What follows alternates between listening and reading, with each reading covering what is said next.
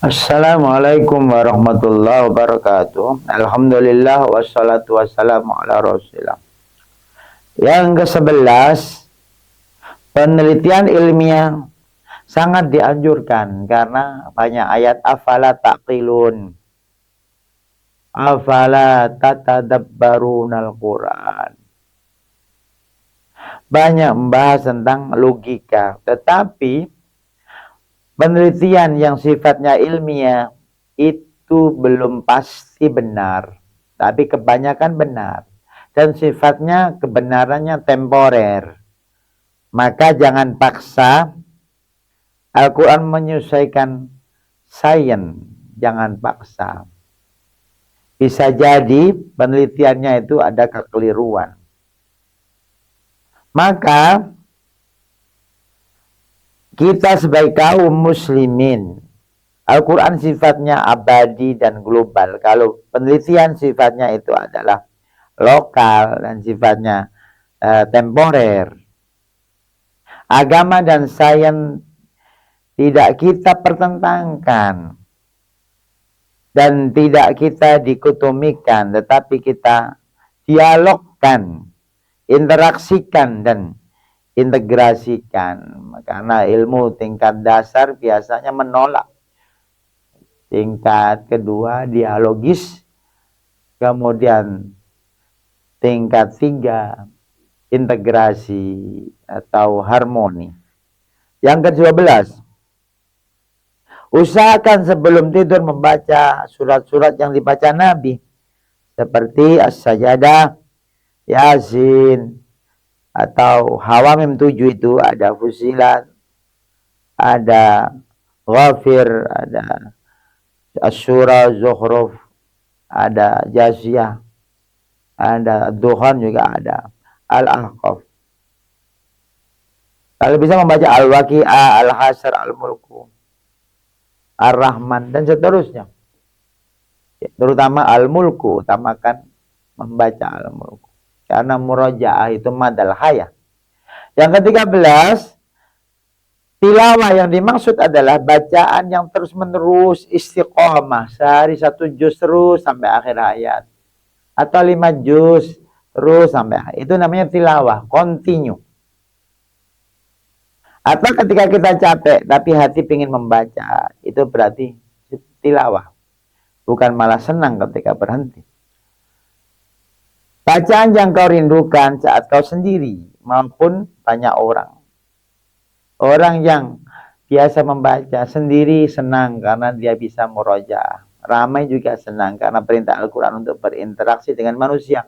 Al-mu'min alladhi yakhtalitun nas wa yasbir ala adahum khairun minal mu'min alladhi lam yukhalitin nas yukhalit an-nas wa lam yasbir ala adam. Al-mu'min alladhi yukhalitun nas, mu'min yang berinteraksi sosial dan sabar terhadap perilaku manusia itu lebih baik daripada mukmin yang menyendiri. Berikutnya adalah continue dengan amal, namanya mengikuti teks tadi dengan amal. Yang ke-14, membaca atau qiraah itu bisa berarti membaca Al-Quran untuk dipahami dan istimbat. Istimbat itu menggali dari lafaz-lafaz tadi, jadikan sebuah teori atau pedoman perilaku sehari-hari. Ini disebut dengan taswirul Quran.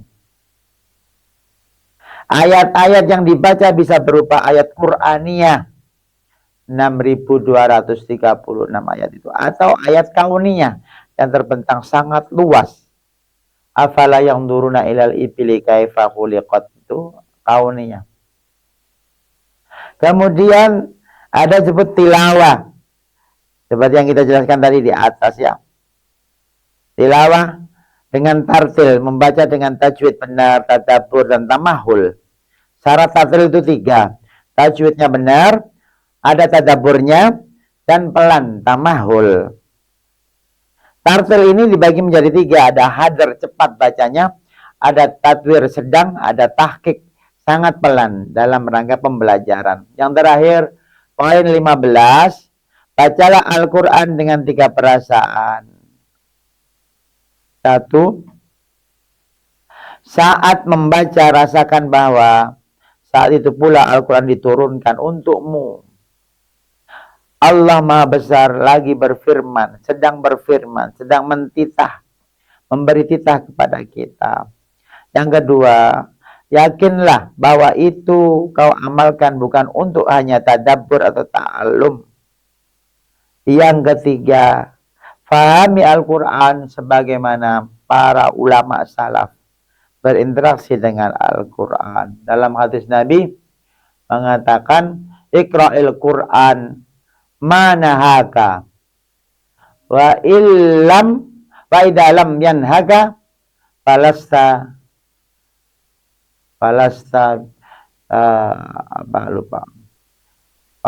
taqra'uhu atau kama qala. Bacalah Al-Quran sesuai apa perintahnya, apa larangannya. Kalau kita tidak jera, tidak berhenti dengan kemaksiatan, maka kita nggak dianggap membacanya. Iqra'il Quran manahaka wa idalam yanhaka falasta taqra'uhu. Itu hadis. Wallahu a'lam, subhanaka wa hamdika asyhadu an la ilaha illa anta astaghfiruka wa atubu ilaik. Assalamualaikum warahmatullahi wabarakatuh.